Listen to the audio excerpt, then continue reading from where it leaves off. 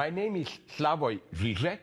I'm a philosopher from Slovenia, and I'm honored by this kind invitation to present to the Korean public the strange destiny of the notion of freedom today.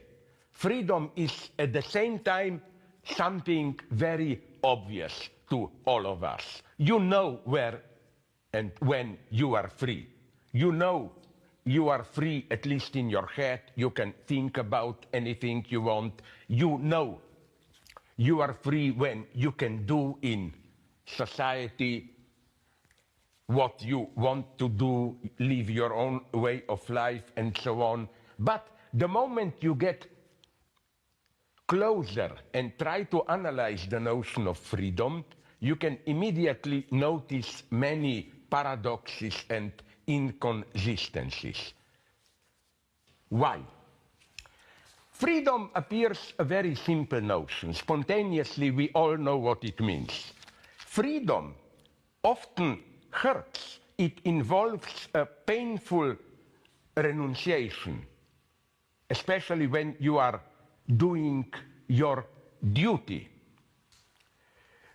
When you are really free, it's not just about free to choose, I don't know, strawberry cake or cheesecake. It means, for example, fighting for freedom. And there you don't have the same choice. Fighting for freedom means I have to sacrifice maybe my life. I have to do something, although I am afraid of it, but basically I have no choice. I couldn't live with myself if I don't do it. In politics, freedom means to act freely within the frame of existing customs and legal regulations. But there are times when to be truly free means you have to violate the sphere of what is legally permitted. And finally, while we are free to circulate in the digital universe, does this freedom not give birth to a non-transparent universe prone to manipulations? You are as free as you can imagine. You surf along the web, you do whatever you want, but the more you do it, the more you experience how manipulated and controlled you are. I will not try to provide clear answers to all these questions. I would just try to bring out the complexity of freedom. So the first empirical observation with which I want to begin is that freedom can unite us. A whole nation can be united in a struggle for freedom. It can unite us, but at the same time, each of us has in his or her head a different concrete notion of freedom. For example, a country fights against the aggression for freedom. We are all united, we shout freedom, we are ready to die for our freedom. But it's easy to see upon a closer look that each of us means something different by it. So the best example from art of this paradox is, for me, the finale of the first act of Mozart's opera Don Giovanni, where the hero, Don Giovanni, invites his guests to a big reception and greets them with triumphant opening, "Viva la libertà, long live freedom." And they all joined. They are all from different strata. Poor peasants, other noblemen, and so on. it's an emphatic moment which, as it were, stops the development of the opera. They're all transfixed. But it's clear that they don't have the same idea of freedom. Now, my point here is not simply that this is a confusion. No, such moments of emphatic identification with freedom have their own efficiency. Such freedom is not just an illusion. It's illusion with real effects. They all really fight for freedom. From my own experience, I remember how here in Slovenia,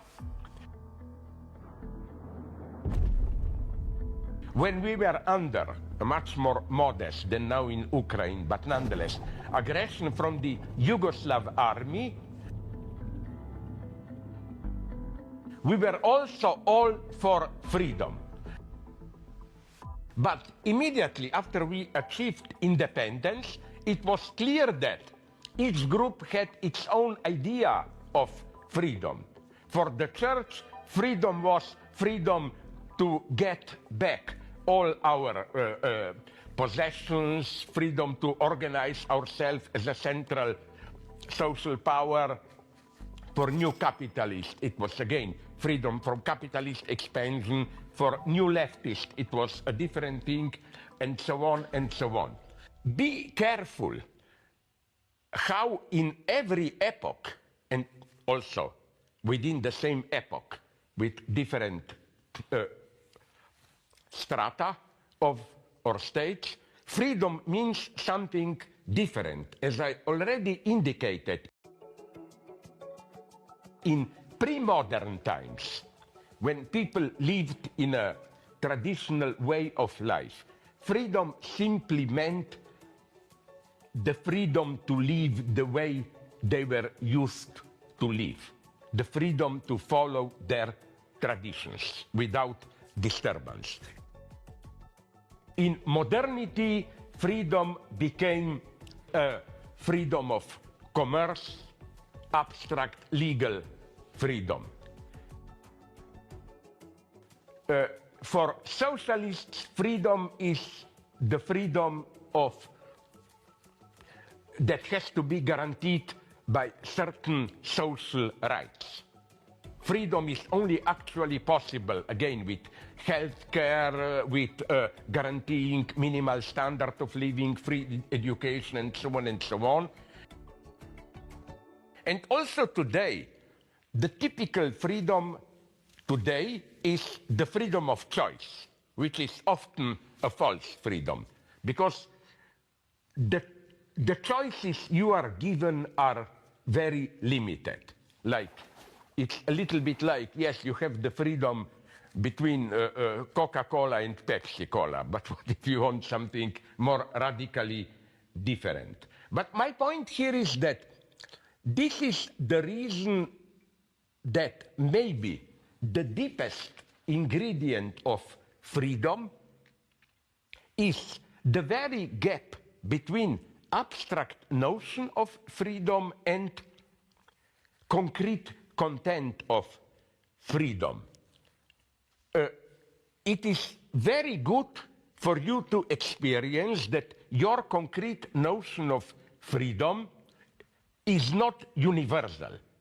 When you become aware of this, that your concrete content of freedom, what freedom means to you, is limited, this precisely gives you the freedom to change the very contours of what freedom is for you.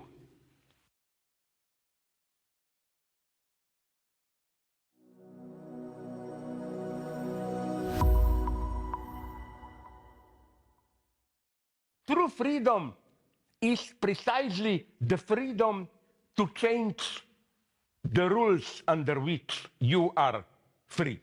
And I think this freedom is immanent to language, human language itself. This may sound complex, but let me give you an example which I hope all of you know. Recently, in the mid-March of 2022, a video was everywhere on social media, a video clip showing a woman being arrested by the Russian police for holding up a small piece of paper that read two words, dva slova, in Russian. You know, we all know what was behind it.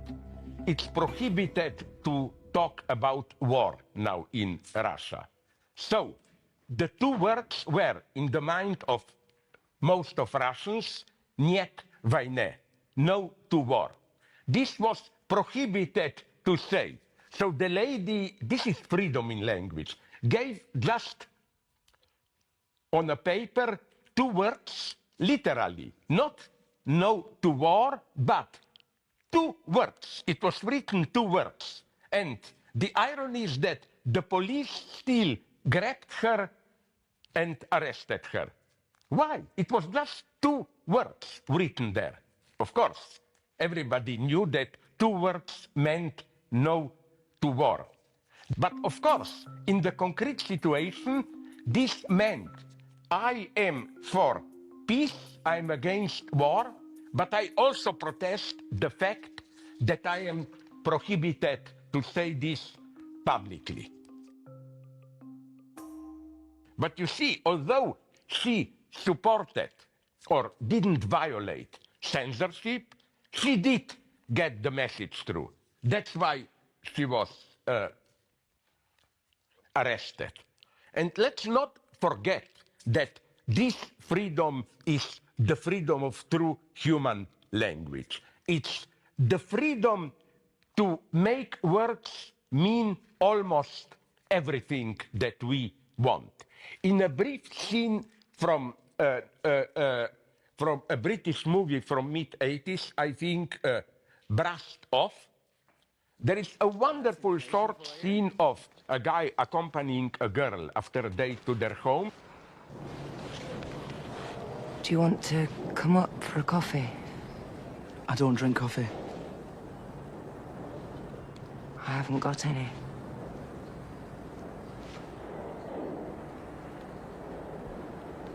The erotic power of this brief exchange is wonderful. She makes it clear that she didn't mean coffee at all. It's an invitation to sex. It's clear. But what I want to say is that, you see, this is the incredible creative freedom of language. So, to conclude with two paradoxes.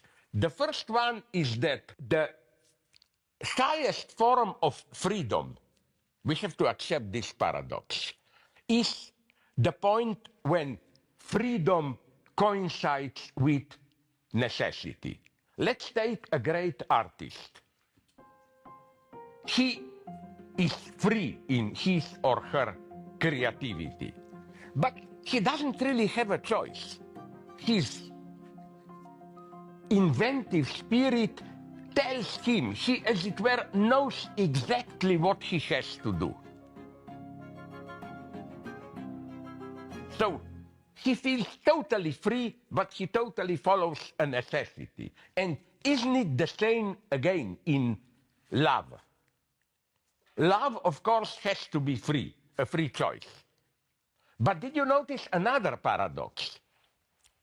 That you never can give the reasons why you are in love.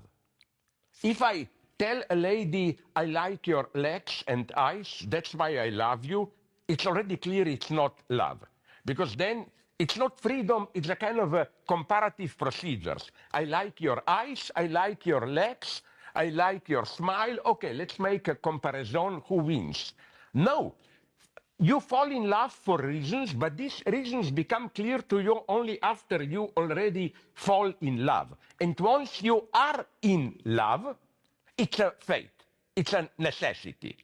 Isn't this the beauty of love? That it's totally free, but at the same time, it's the most radical chain that you can imagine. But it's a free chain. My Last point, to complicate things, I like to finish with bad news, is that at the same time, you know, the notion of freedom is self-contradictory. If you ask ordinary people, do you want to be free? Their answer would have been usually yes, of course. But then, if you look at it closely, you will see that the majority of people, me included, wouldn't really like to make radical choices all the time. What they want to maintain is the appearance of freedom. But discreetly, they want to be told what choice to make. They want to be told by media, experts, leaders, whoever, that's the right thing to do, and then they want to freely choose it in an appearance. So, you see, this is the paradox of freedom. Often to be free means to maintain the appearance of freedom and to choose what you feel it's necessary. This is not a bad thing. This is how our freedom actually works. Thank you.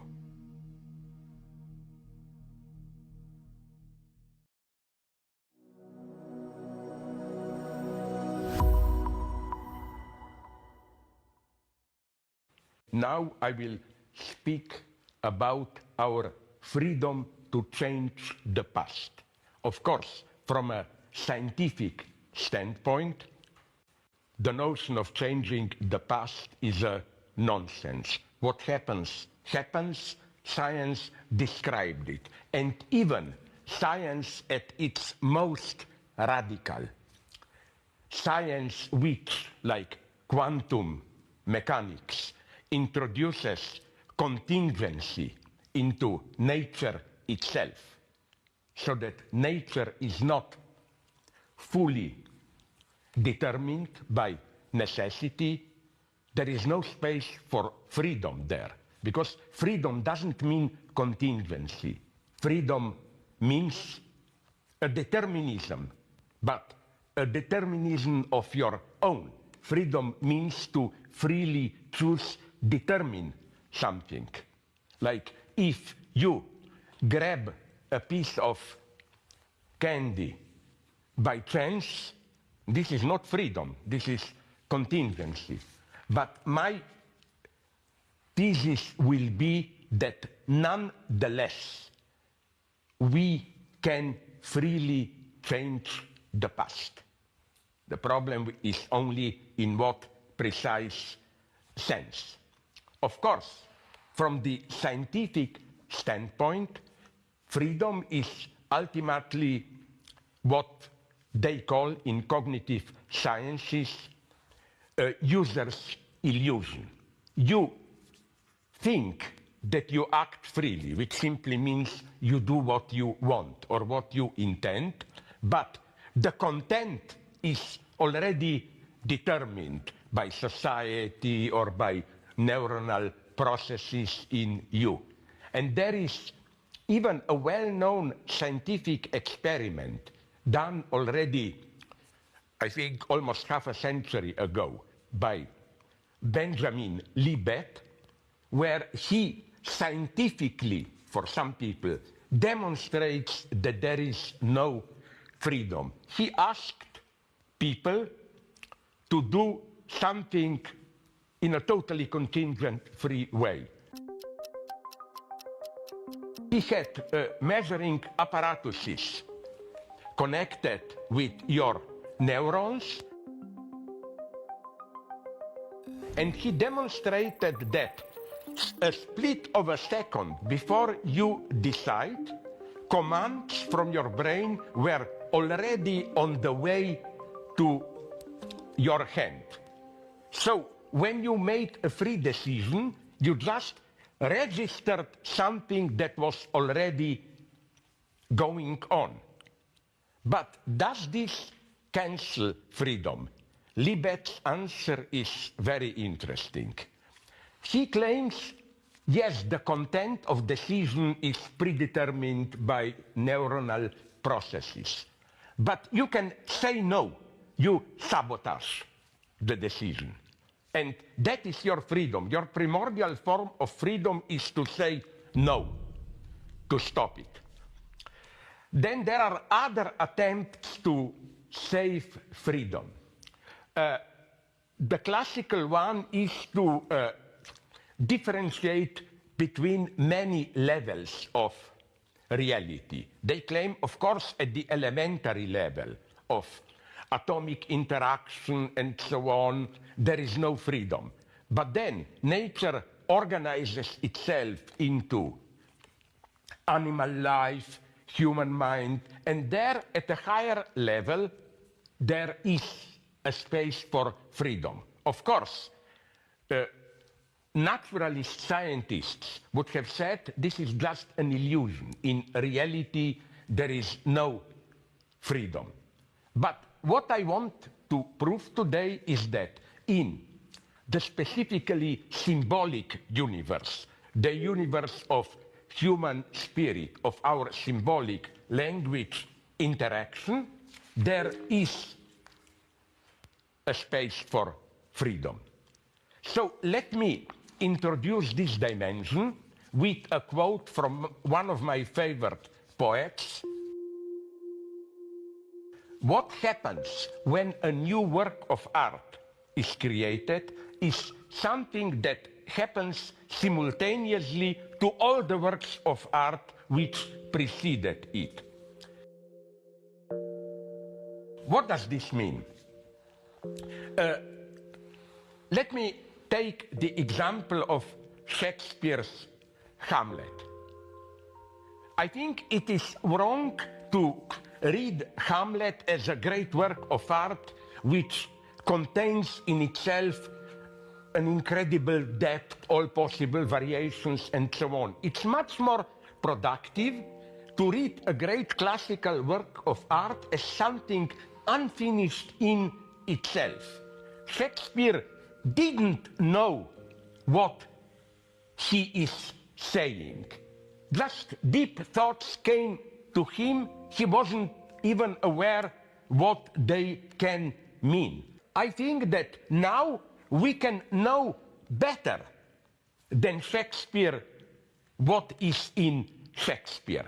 Great works of art are retroactively recreated all the time. The best cinema version of Hamlet, I think, is the one by the Japanese director Akira Kurosawa from early 60s, which transposes Hamlet into modern Japan, where Hamlet is a Japanese student. He returns there from United States, from the studies, and then the same story. As in Hamlet, his father, the owner of a big company, is murdered, and so on and so on. But you see, this is the mystery of changing the past.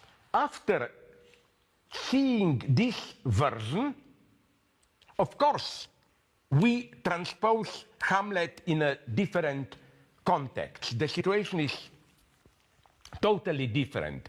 But in a way, we fill in the gaps which were already there in the original. This retroactivity is crucial. Let me give you here a wonderful example, which is the favorite one, which scientifically is madness. But I think it's the best theory of ideology that I can imagine. You know, when Charles Darwin proposed his theory of evolution, one of his friends, who was a conservative theologist, saw the truth in Darwin. Yes, fossils prove that universe lasted for millions of years, that there was life on Earth before humanity, and so on. But he nonetheless, this guy, believed that the Bible is literally true. And if you count years in the Bible, our universe should have been created a little bit over 4,000 years ago. So how does this guy propose to bring together Darwinism and theology? An ingenious solution. God directly created fossils in the same way that in a movie scene you have painted background to create a false temporal opening. You know, God created the illusion of the past.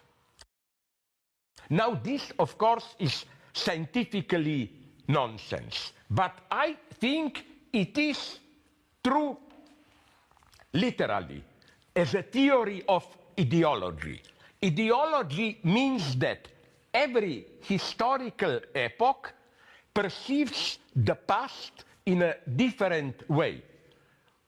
Here I would like to take an example from politics. It's my favorite example. When in '93 in Geneva there were negotiations about how to end the Korean War, the Chinese Prime Minister Zhou Enlai, who represented China there, was asked by a French journalist, what does he think about French Revolution? And he gave a wonderful answer. His answer was, it's too early to say. We don't yet know what was the French Revolution. And he was right, because when communist socialism disintegrated, incidentally, you remember, exactly 200 years after French Revolution. French Revolution became the beginning of an epoch, revolutionary epoch of progress, which ended in 1990. And so now, when we are fighting for freedom, we are still fighting for what the French Revolution is or was. The reality is the same. People were dying there and so on and so on. The reality is the same, but the symbolic weight of this reality changes.